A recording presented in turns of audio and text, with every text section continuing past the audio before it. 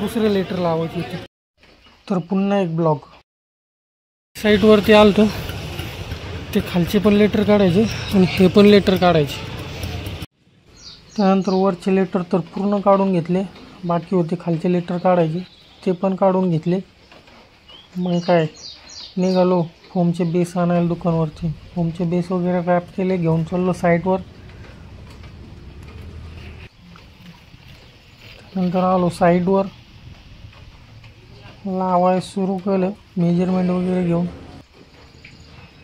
तर जवळ पूर्ण आपलं लावणं झालं. मधला जो गॅप तिथे लोगो येणार होता, कुठे कलेक्शन मानोतकर यांचं मध्ये एक लोगो आहे मोठा, आणि इकडं कुठे कलेक्शन होतं. लेटरचं हे झालं ते पूर्ण लावायचे नाही का. फोम बेस तर लावले होते, आता त्याची वायरिंग पण आतमध्ये टाकायची होती. त्यानंतर लोगो आणायला गेलो. त्यानंतर लोगो तर घेऊन आलो. लोगो बघा यांचा किती मोठा आहे.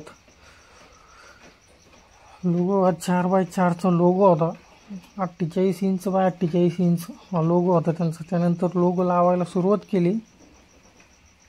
लोगो तर लावून घेतलाय मी. यांची एक वेगळीच मस्ती चालू होती. घडी घडी हा त्याला झूम करायचा.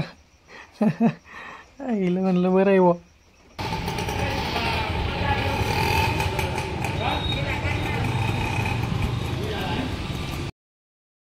त्यानंतर वायरिंग वगैरे केली, सगळे बेस लावून बघितले, सगळे व्यवस्थित एलईड लागलं. त्यानंतर मी वरचा कॅप मारायला सुरू केल्या.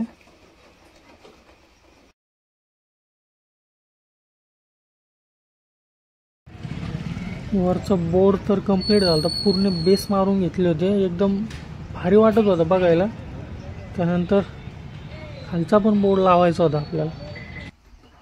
बोर्ड बघा किती खतरनाक दिसतोय, मानोतकर यांचे कुटे कलेक्शन. त्यानंतर खालचे बेस तर मारून घेतले मी, आणि बाजूचे मानोतकर यांचे पेस्ट लेटर होते, म्हणजे पेस्टिंग लेटर होते. लोगोन कुटे कलेक्शन एवढंच LED मध्ये होतं, ते पण बोर्ड लवकर लावून घेतला. काय असं यांचे दोन्ही बोर्ड पण कंप्लीट झाले.